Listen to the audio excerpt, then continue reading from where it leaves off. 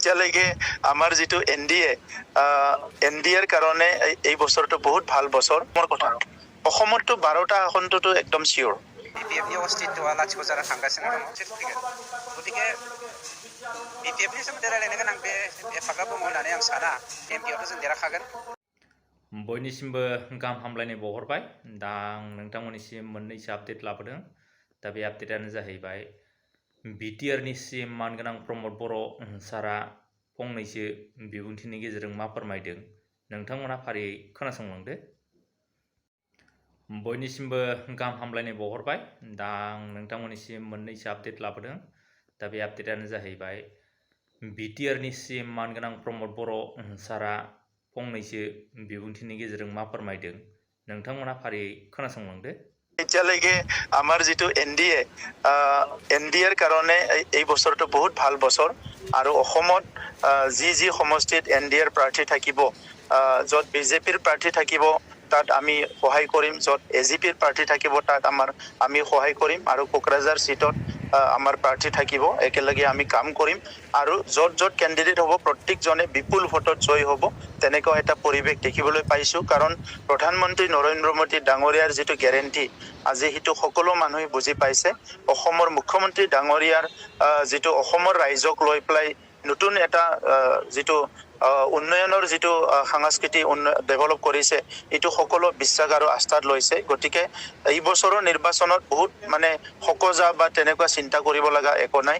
আমি বহুত ভোটত জয় হ'ব। সুধিছে অসমৰ কথা। অসমতো 12টা আসনটোতো একদম চিয়ৰ।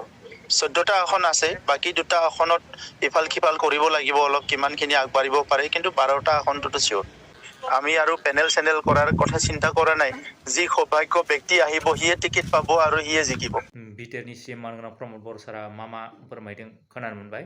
दा बिनि उनाव मानगोनां बिटिआरनि हाग्रा बिफाननि मावफुं सोद्रोमा रन्जित बसुमतारी बिथाङा मा फोरमायदों बेखौबो खोनासंबावदो। दिनैनि दिनाव दुलाराय बिटिआर हालामाव बिपिएफनि अस्तित्वआ लाथिख' जाना थांगासिनो दङ। एमपि इलेक्सनावथ' बिथांमोना गावनि अस्तित्वखौ लाखिनो नाजागासिनो दङ गेलेनानै, खिन्थु एमपिआवबो बिथांमोना गाज्रियैनो जेनखागोन, जायनि जाहोनाव दाबो टिकेट होगोन नांलाय खमलाय जागासिनो दं। 2 नाम्बारा जादों एमपि इलेक्सननि उनाव जेसेबां बिपिएफ दोलोनि दैदेनगिरिफोर दङ बिथांमोना गुबुन मोनसे दोलोआव थांहां अबस्थायाव दङ। एमपि इलेक्सननि सिगां खावसे फैगोन आरो उनावहाय खावसे फैगोन। गतिके बिपिएफनि सोमोन्दै रायलायनो गोनां बे एफाग्राब दङ होननानै आं साना। बे हालामा मुनमुन ब्रह्मनि हालाम हिसाबै गाव एक्जिस्टिं एमसिएलए दं हिसाबै एसे दबदबायबाय थानो नाजागोन, खिन्थु लासैनो बखियै जेब्ला गाराङा सेबलांगोन होमब्ला गावबो दद्रनानै बियो कन्ट्रल लांगोन। गतिके बेवहाय साननो गोनांथि गैया। जोंनि दा साननायानो जादों गासैबो जाथि जनगोष्ठीखौ लानानै सान्तिखौ जोङो माबोरै जुगामिया गायसननो हागोन, जेरावहाय बर'फ्राथ' सान्ति गायसनबाय, गासैबो जाथि जनगोष्ठीया बे सान्तिखौ सापर्ट होगासिनो दङ आरो बेनो जोंनि मेइन थांखि। आरो एमपिआवथ' जों देरहाखागोन। एमपिजों देरहानाय जेननायखौ जोङो दा साननायनि गोनांथि गैला।